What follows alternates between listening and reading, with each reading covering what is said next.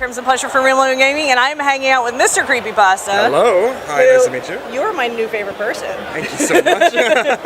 So I saw you a bit yesterday, and we attended your panel last night, which was incredible. Thank you so much. I'm glad you liked it. You take the ability to explain to people, like, you want to write, this is how you do it. Right. That was actually a thing that I had talked to a couple of other people who were doing panels about, and that was that, like, usually at doing conventions, there's a strange kind of disconnect whenever you're kind of coming and talking about panels, because on the one hand, it's like, oh yes, you know, believing in yourself, doing what you enjoy doing, and on the other hand, there's people that come to the panels about, like, how do I get to do this as a living? So I try to mix both of those together into my panel, and I'm talking about writing, which is like, you know, this is how you structure a story, this is like from the basics up, these are some ways to come up with ideas, and also here's how you do this for a living. So I try to break it into 3 different sections. We love your Rama draft idea. We absolutely loved it. When you told us all about that, we're like, I'm not waking up at 5. I have a 2-year-old at home. I'm not waking up at 5 o'clock in the morning, but like when you're in that dead space is a good time to sit down and just. Well, it helps you, also helps train your mind. I mean, this is all Vincent Benicava, actually, what I'm talking about, and things that I've collected over the years from other authors I've talked to. But the vomit drafts are what he told me about. That's just like, you just get up in the morning and you just throw up something on paper, and it's not going to be good. You don't want it to be good. It's not something you expect to be good, but it's something that helps you develop yourself. It's your way of just doing a quick sketch during the day. And while you're doing that sketch, it helps you practice those skills, practice what you know already, and then grow that skill into something new.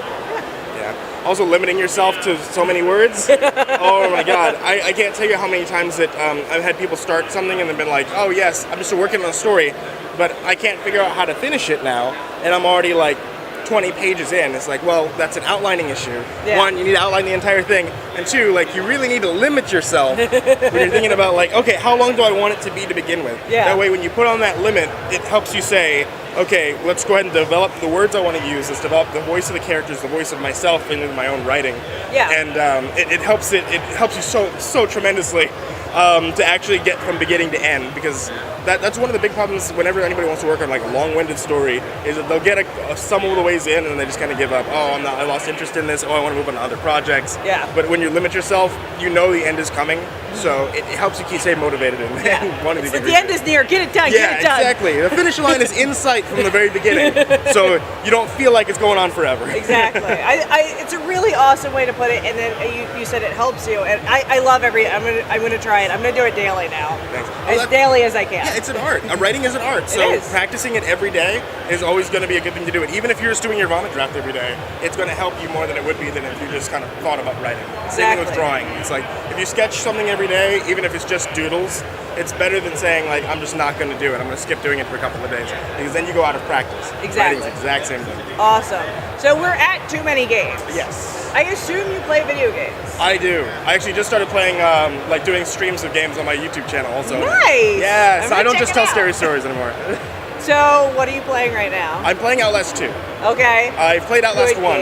Outlast 1, oh my God. That was one of the first few games in a long while that's actually got me kind of spooked. And I don't mean like, oh, someone's going to jump out at me, Five Nights at Freddy's kind of spooked. I mean like, I was trapped the first time something started, one of the inmates started chasing me. I just hid under a bed and I stayed there for like 20 minutes. Like, I don't know. Can I come out? Hold your breath. I don't know. Does he come back? Is he gone yet? I don't know what's going to happen. He catches me. So. Did you play the DLC Whistleblower? Oh God, yeah. The scene, the dude, and the scene, and the thing. With the big saw. Yeah. My wife was watching. She just happened to walk in when that big saw scene was taking place, and she was like, I don't like this guy. I have a strong stomach. I've been watching horror since I was like 5 years old. I have a strong stomach. The creation of the woman I was like, I threw up in my mouth a little bit. I was like, well done, sir. That takes a lot to make me just like, oh God. Well, no. Outlast 2 now is getting this whole new area of sick. And I mean, I'm still loving it. I think it's a really well put together game. I'm really nervous about it. I love some of the enemies where now I can't just run past them. I have to slowly sneak around them. But that whole overlying premise is just, it's not this kind of gore-filled slasher sick. It's this underseated, like, really kind of sad sickness to it. And it's still really it's an amazing story, and it twists so many things that we see twisted it twists things to an extreme that we see twisted slightly on a daily basis, and I was just like, no, see, like that was one of the, and trying it without getting like spoiler in it, like I got super sad. There was one piece of paper that was written down that said like, my teacher's not told me that I can't say anything. Yeah, I know. Yeah, but I can write it. Please don't let them murder me. And when I was reading that out loud, I was like, oh, it's so cute. Oh no. Oh, don't murder. That hit me in a hard place. I don't want to. Please save this child. Somebody help her. So Friday the 13th is the biggest thing. I love it. That was the very first video game stream I did. Okay. I started streaming now, and I got to play with TooManyGames and all my friends. And there was this like Friday the 13th. I love it. It's actually my favorite horror movie series ever. It's Friday the 13th. So I got so excited when this game came out. And Creeps, who like, oh yeah, he knows it's my favorite, and he's like, we're really good friends. I was like, yeah, it's a really good thing. Like, I can't wait till this comes out because I was at MomoCon the weekend it launched, right? And at MomoCon, I bought everybody the game. I was like, here, everybody have the copy again. And I go to give him one, he's already got one. I check his Steam profile, he's got like 4 hours in it. And I was like, you played without me? He's like, you no, son of a bitch. Yeah. He's like, no, I had other, like, it was a stream, people were wanting me to play. How dare you? You knew this was my favorite. How could you do this to me? But we played together. He betrayed everybody. It was the most hilarious moment because we all were role-playing characters in the game, and I love that game so much. Did you play Dead by Daylight? I did. I didn't like Dead by Daylight. We played it when it was beta. It was really funny because we didn't know what we were doing. They're like, Crimson, you be the killer, and I'm like, okay, let's do this. And I slaughtered everybody. And then we were playing again later, and like one of a friend of a friend was like, I'm gonna help you. So she's like running around, and we're like killing everybody together. But she keeps sneaking up on me, and I keep hitting her. Don't kill me! Like, don't sneak up on the killer. But I liked it, but I can't. I don't have it yet. I can't wait. I was really hoping it was going to be on the Steam summer sale. Oh man! But it has so many different ways to get out. It's not just the turn on the things and get out the door. And I mean, like the one thing is, I love that Jason in it is so overpowered. Like he is so powerful that there's a reason as he should be to want to get away from him. Yeah. Dead by Daylight. The thing that kind of really bugged me in it was that it gets to a certain point where all your perks are so high that you're not afraid of the killer. Like you can run up to him and then run around him and then run away. Yeah. And he can't catch up to you. Yeah. So you can almost go one-on-one with the killer and there's no reason to be afraid. Yeah. It never gets that way in Friday the 13th. Yeah. If Jason finds you, you're always like, oh, well, I'm going to die. I got to get out of here. I'm going to die. No matter what.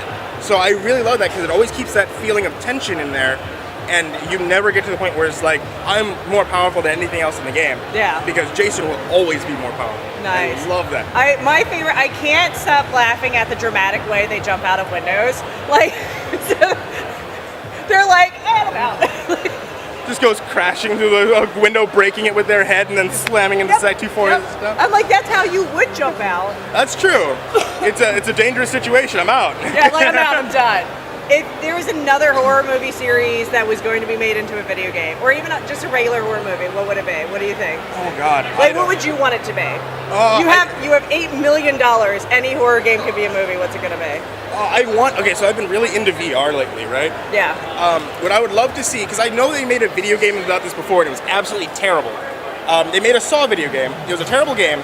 I loved like the effort they put into it because there was some good concepts. It just doesn't work in a video game. You were talking about Saw last night. I have an issue with needles because of Saw. But like, because it's got this weird torture porn kind of situation with it that like makes it really tense. Yeah. But it doesn't work in a video game setting because I have this disconnect between the character and myself. Yeah. But I've been really into virtual reality lately. Mm-hmm. What I would love to see is a Saw game that was based in virtual reality. No. Like, because if you could imagine, you have one of those situations where there's other people that are around you, and you know that there's like something that's continually drawing closer, like a pendulum that's going closer over your head.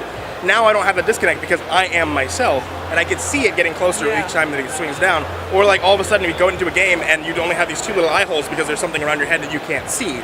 Oh no. So you're trying to reach around and wait till like the controller buzzes, trying to find where there's a lock I can kind of pick on my head. That would be a really tense way of playing the game. I think that would be great. People would have PTSD from that. Yeah. I would be down to see a Saw movie VR game. That would be awesome. I'm waiting for a Hellraiser game. That's my favorite series. Really? And a VR game would be amazing. That would be pretty cool. That would be pretty cool. Yeah, but I am down with Hellraiser. It's my first horror love. Everybody was like, no, don't watch it. And I'm like, I don't want to see what's gonna happen next. I've only seen the very first Hellraiser. I've never seen anything else beyond that, which means I missed out on all of like the actual good Hellraiser is what I've been told. Yeah. The first one is very much different from all of the rest. Yeah. Yeah, watch at least the second one, and then you can stop. Okay. But you have to at least watch the second. Some of them get really cheesy, but it's not about the story for me. It's about the demons. I get you. So it's like I could care less about the story. Give me the demons. So just for anybody who has no idea where to find you, where can we find you? I'm MrCreepyPasta on YouTube, youtube.com/MrCreepyPasta. I'm also on Twitter at MrCreepyPasta0 because some asshole stole my name. Yeah. And we'll shank them. It's okay. Oh, please do. I would appreciate the help. And you can find more of me on Facebook, facebook.com/MrCreepyPasta. Yeah, I was looking at you on the way here, and I was like, he's pretty popular with 500,000 followers just on Facebook. I'm really lucky. Last year we crossed 1 million subscribers on YouTube as well. So. Wow, awesome. Yeah, I have my mom has my gold play button in her house now, like next to my college diploma, which I never picked up. That's fine. It's the gold play button's more important. Yeah. We all know. I made her hang it above the college diploma just to show off, like, this is my ranking of importance. Yes, exactly. Well, thank you so much for talking to us. Of course. Thank you so much for having me on. All right. Thanks so much for watching. If you were entertained by that video, make sure you hit the like button and subscribe for more wacky, zany content here at Real Women Gaming. And, here are 2 randomly selected videos that YouTube thinks you enjoy. There's this special awesome one over here on the left, and there's this crazy wonderful one over here on the right. So you just click on one of them. Just click on one of them.